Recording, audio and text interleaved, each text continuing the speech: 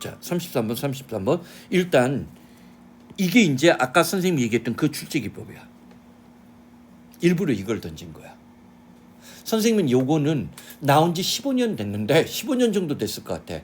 로지 리스트로백터 하면 장밋빛 추억이야.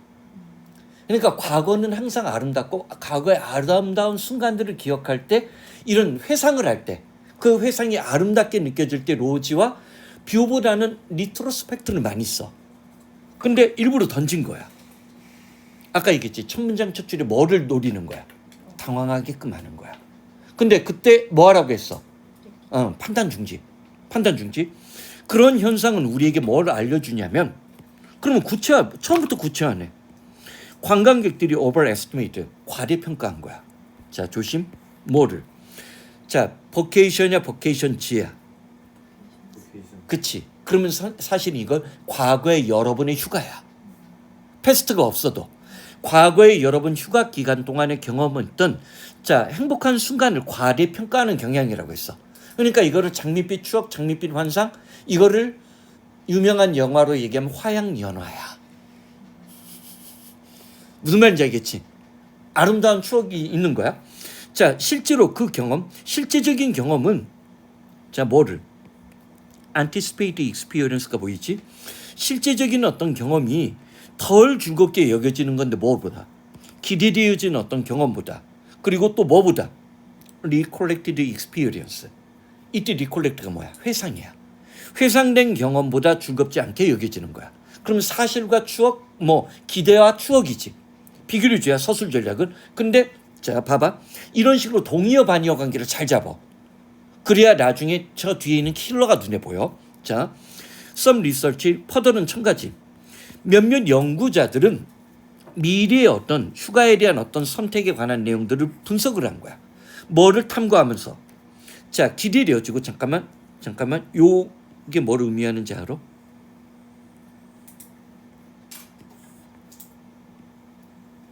자, 여기까지 해서 동사가 누구야? how부터 future까지 해서 동사가 누구야?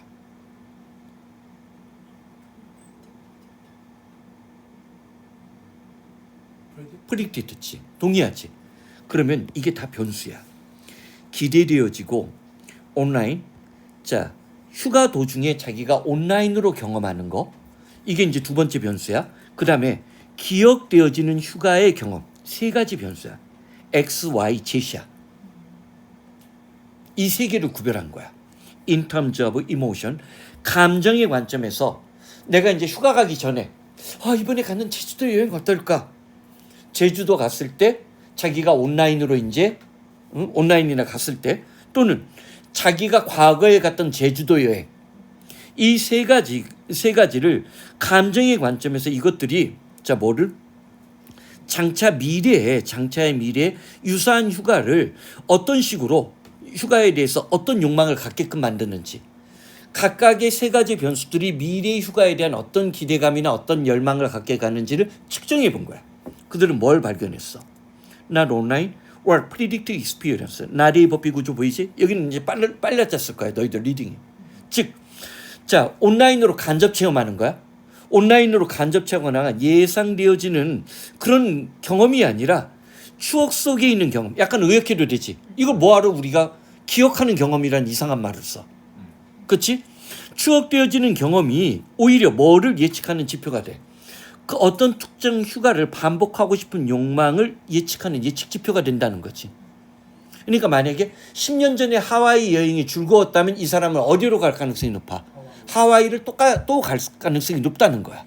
라스베가스를 온라인으로 검색했을 때거나 아니면 이제 프랑스 파리에 대한 여행 계획을 세울 때보다도 뭐가 10년 전에 하와이의 추억 경험이 이 사람의 미래 여행의 결정에 더 큰 영향을 끼친다. 이런 거야. 여기까지 보면 단순화시키는 거야. 자, 그러므로 이번엔 뭐로 바꿨어? 장밋빛 환상이지. 선생님 왜 장밋빛이라고 하는지 알겠지? 추억을 아름다운 어떤 장밋빛 기억. 잠깐만. 여기서 사용한 구문이 뭔지 기억나?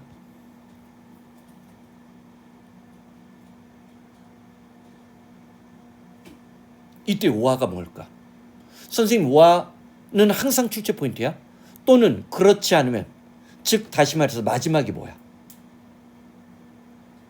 자, 그러니까 얘는 이렇게 나올 수도 있고, 봐봐. 자, 아이고. 자, 이렇게 써주면 곧장 떠오를 거야. 양보지 이게. 상관없이지. 그럴 때만 위협적이야. 부정 아니면, 그러니까 명령 문답의 오와 부정도 위협적이지만 그 다음은 얘야. 그러니까 그게 정확한 것이든 정확하지 않든 상관이 있어 없어. 그러니까 너 이번에 수학여행 가는 거 알지? 어디로 가냐? 일본이요. 오, 그래도 이제 드디어 해외로 나가는구나. 선생님이 처음 왔을 때는 해외로 갔었어. 그러다가 뭐 중간에 코로나도 있고 뭐 특히 이제 그때는 중국도 많이 갔거든. 하늘고 같은 경우. 근데 중국하고 우리가 사이가 안 좋잖아. 괜히 중국 가면 이제 패싸움이 일어날지 모르니까 중국은 요즘에 배제되는 것 같아. 이제 그래서 그게 정확한 것 정확하지 않든 상관없다는 거야.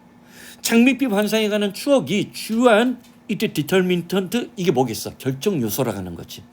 결정 원인이야. 미래의 어떤 휴가 여행에 관한 가장 중요한 결정 요인이라는 거야. 질문? 건우야? 이때 뭐는 뭐야? 그럼 첨가지.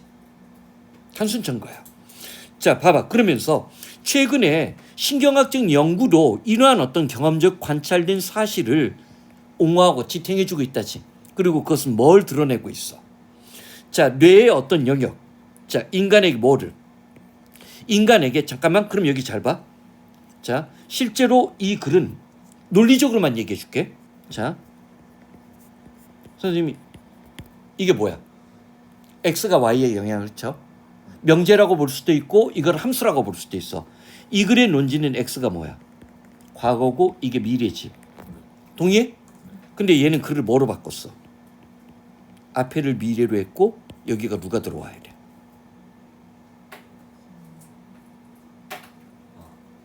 어떤 기법을 썼는지 알겠지? XY를 YX로만 바꾼 거야. 이해돼? 자, 봐봐. 그것은 자, 뭐를? 미래를 상상하는 인간에게 미래를 상상할 수 있는 능력을 제공하는 영역. 이게 원인의 영역이야, 결과의 영역이야. 결과의 영역이니까 이게 X가 Y가 돼야 되지. 그러면 그게 뭐랑 똑같아야 돼? 과거의 회상 부위랑 똑같아야 되지.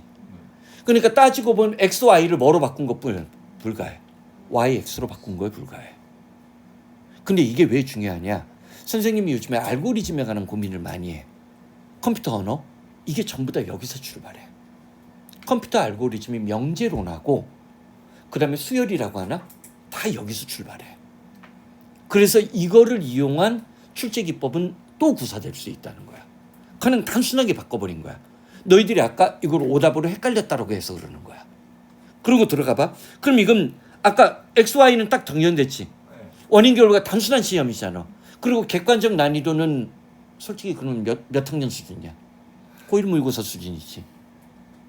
출제 기법만, 마지막 빈칸 기법만 약간 껄끄럽게 만든 거지. 자, 매력적인 봐봐. 그러면 새로운 자극이야? 다 미래가 돼야 돼? 여기서 내 눈에 딱 들어오는 건 뭐야? U야. 그러면 쉽게 얘기하면 Y가 되는 거지. 이건 터무니없는 거지. 그 다음에 얘는 논지의 이탈이지. 임펄시브 충동이 없어. 충동의 반이어. 항상 반이어를 떠올려. 아, 선생님이 그 얘기도 많이 했다. 현준 기수 때는. 그러니까 어떤 단어가 나오면 이게 정답이냐 아니냐라고 할 때 선생님은 반이어를 떠올렸어. 국어든 문과 과목이든. 임펄시브가 나오면 임펄시브의 반대말이 나와야 된다는 거야, 본문에. 그럼 충동의 반대말이 뭐 억제나 뭐 컨트롤이나 뭐 그런 말이 나와야 돼.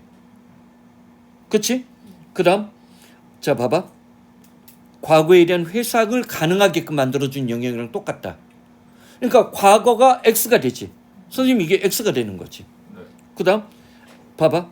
anticipate. 똑같이 미래가 되는 거지. 그리고 뚱딴지 누가 있어? dangerous가 있지. 그러니까 이건 너희가 보기에서 제거한 거야. 근데 일부러 보기에 누구를 집어넣었어? anticipate를 일부러 집어넣은 거야. 미래니까. 이해돼? 그 다음, 자, 봐봐. 선생님도 5번이 매력적인 오답이라고 봐. 근데, 자, 반복적인, 이 반복이야? 아니요. 그리고 그게 저장이야? 요거에 너희들이 당하는 거야. 요 5번을 골랐다면 5번 오답률이 몇 %인가 한번 확인해. 그나마 그래도 5번이 제일 높았을 것 같아. 5번이 몇 %인지 나오디? 정답률이요? 어. 63%. 이게 제일 높은데요? 그게 제일 높아? 네. 오. 그러면 애들이 그러니까 뭐냐면 행동의 패턴도 말이 안 되는데 사실은 근데 사실은 이거는 간단하게 바꿔버렸어야 돼. 이거는 만약에 내가 이걸 챗GPT한테 물어보잖아. 그럼 챗GPT가 뭐라고 대답하는 줄 알아? 얘가 너무 포괄적이라고 얘기할 거야.